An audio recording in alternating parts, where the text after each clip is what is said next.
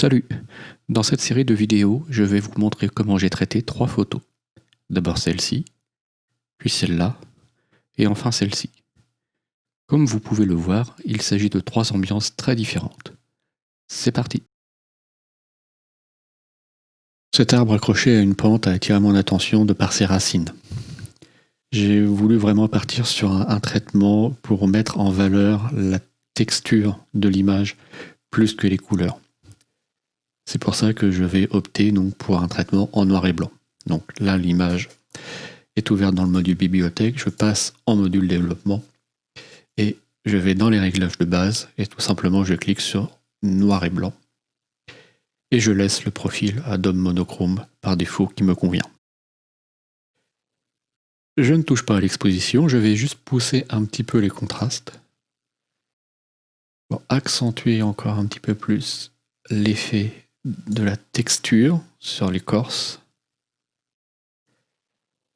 Je vais baisser un petit peu les hautes lumières pour atténuer un petit peu ce qui se passe au fond, éviter le fait que ça soit un petit peu cramé ici dans les hautes lumières, donc je vais baisser ça de manière assez importante quand même. Voilà, jusqu'à temps que il n'y ait plus du tout d'écrêtage, quasiment plus. Déboucher un petit peu les ombres en augmentant le réglage ici donc des ombres. Voilà. Je vais baisser un petit peu les blancs encore pour baisser un petit peu encore cet arrière-plan là qui est quand même très présent à chaque fois. Donc je vais baisser un petit peu les blancs, pas trop, comme ceci. Et je vais essayer de déboucher la partie la plus sombre de l'image. Voilà. Donc là j'ai fini sur mes corrections de luminosité. J'ai maintenant quelque chose qui est assez contrasté. J'ai toujours ce petit souci de mélange de premier plan et d'arrière-plan. Je vais essayer de régler ça par la suite. Pour accentuer encore un petit peu plus l'effet de texture, je vais zoomer dans mon image et je vais augmenter un petit peu le réglage de texture pour ajouter un petit peu plus de détails sur le tronc. Je vais y aller quand même modérément, comme ceci, et je vais aussi augmenter légèrement la clarté, le contraste des tons moyens. Monter un peu plus, hop, on va dire comme cela. Et là j'ai quand même récupéré pas mal de détails sur le tronc. Et je vais regarder aussi au niveau des racines. Ouais. J'ai récupéré pas mal de détails aussi au niveau des racines. Je vais juste pousser un tout petit peu les noirs, voilà, pour déboucher. Et je vais dézoomer. Donc là, j'ai fini avec mes réglages de base. Je trouve que c'est un petit peu fort au niveau des tons foncés. Donc je vais aller dans la courbe de tonalité. Je vais mettre un point ici au milieu pour bloquer la partie centrale de la tonalité. Et je vais juste monter un tout petit peu le point au niveau du noir. Voilà, pour déboucher, pour atténuer un petit peu les tons les parties les plus sombres de l'image. Ça c'est avant le réglage, ça c'est après le réglage. Ça adoucit un petit peu plus l'image, sans perdre pour autant de précision en termes de texture. Maintenant ce que je vais faire, c'est que je vais donner un léger virage bleu, très discret à mon image, et pour ça, je vais utiliser l'outil Color Grading, et je vais intervenir uniquement sur les tons foncés. Au niveau de la couleur, je vais partir sur un bleu. Donc, je vais partir sur un bleu qui va être à peu près... alors, qui peut paraître un petit peu fort au début. Mais, alors, voilà, une fois que je suis calé sur mon bleu, voilà, je tourne ce rond bleu là à l'extérieur pour choisir la teinte.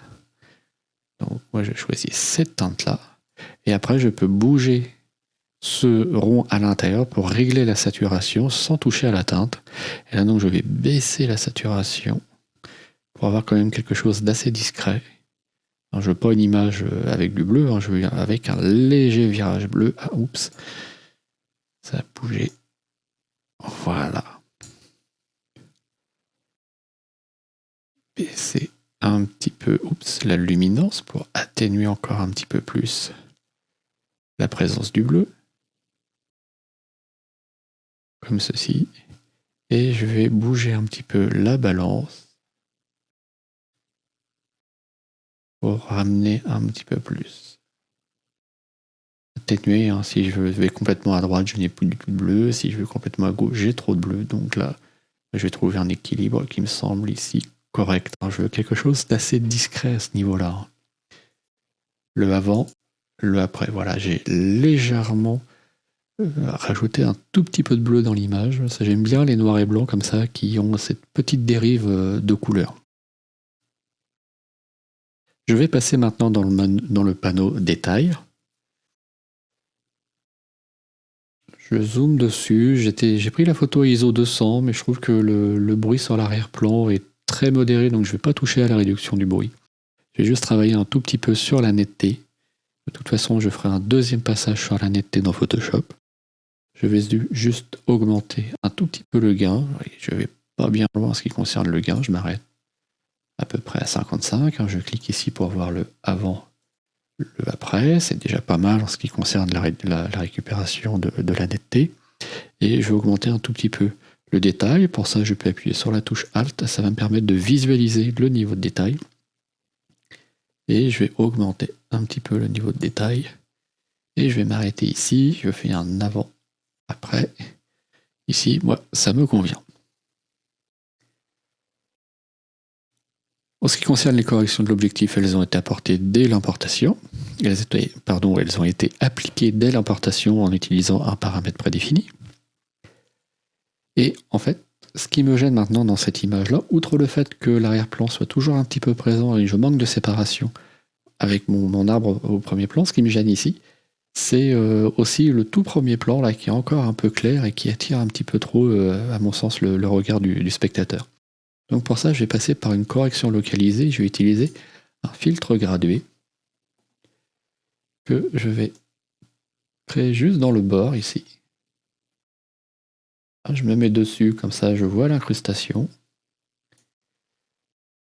Je peux aussi, si je le souhaite, afficher l'incrustation du masque en cliquant ici et donc déplacer un petit peu le masque. Une fois que j'ai fini, je décoche ceci. Et je vais donc baisser un tout petit peu l'exposition pour assombrir légèrement le premier plan de façon à ce qu'il attire un petit peu moins l'attention. Je vais même agrandir un petit peu le dégradé et peut-être même le décaler un petit peu comme ça. Voilà, c'est juste ce qu'il faut. En fait, l'idée, c'est d'avoir juste un axe sur cette direction de l'image où j'aurai la partie la plus claire. Je vais agrandir légèrement mon dégradé au final. Voilà, ça me paraît correct. Donc là, j'ai toujours ce problème, hein, cet arrière-plan est vraiment encore trop présent, ça se mélange de trop dans cette zone-là. Donc je vais essayer de corriger ça dans Photoshop. Je termine pour finir ma correction localisée. Je reviens dans le module bibliothèque, je fais un clic droit sur mon image et je vais aller dans Modifier dans Ouvrir en tant qu'objet dynamique dans Photoshop. Donc mon image est ouverte en tant qu'objet dynamique et on reconnaît qu'il s'agit d'un objet dynamique avec la présence de cette petite icône en bas à droite de la vignette du calque. Pour apporter un peu plus de séparation entre l'arbre et l'arrière-plan, je vais créer un calque de réglage niveau. Et je vais foncer un petit peu ce calque de réglage. Je vais juste modifier les réglages de sortie. Donc là, je vais assombrir un petit peu. Alors, je ne vais pas non plus trop le faire, je vais me mettre à peu près ici. Je vais faire la même chose ici. Alors là, par contre, ce qui va se passer, c'est que je vais éclaircir un peu les tons sombres, mais après, je vais appliquer un petit réglage au niveau des tons moyens. Donc, je vais juste décaler un tout petit peu, voilà, mon réglage de sortie sur le noir. En revanche, sur les tons moyens, je vais baisser quand même pas mal la luminosité pour avoir quelque chose voilà, de beaucoup plus foncé. Hein, le fait d'avoir donc, on comprend mieux pourquoi maintenant j'ai décalé les niveaux de sortie, justement pour éviter d'avoir quelque chose de un peu trop bouché. Donc c'est pour ça que je mets mon niveau de sortie à 13, comme ça je sais que la partie la plus sombre de l'image ne sera pas plus sombre que ce niveau-là. Donc forcément, pour l'instant, le calque de réglage est appliqué à l'ensemble de l'image, mais grâce au masque de fusion présent sur le calque de réglage, je vais pouvoir appliquer ce calque de réglage localement. Pour cela, je m'assure de bien avoir une couleur de premier plan en noir. Je choisis un pinceau, je vérifie que je suis bien en mode normal, je passe l'opacité à 100%, je prends une forme, allez, à mi-chemin, à peu près à 50% de dureté. Et maintenant, voilà, je viens peindre sur mon masque de fusion pour cacher l'effet du niveau.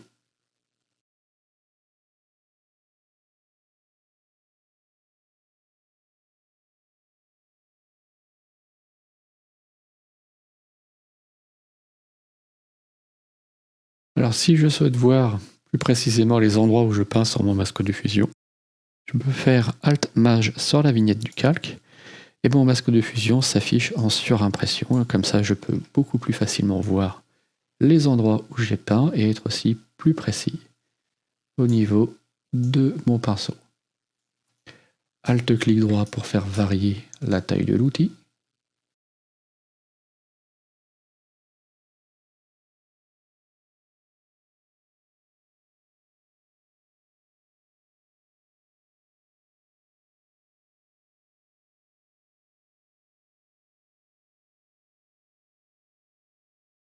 Je fais de nouveau, j'ai oublié un bout, ah non c'est normal.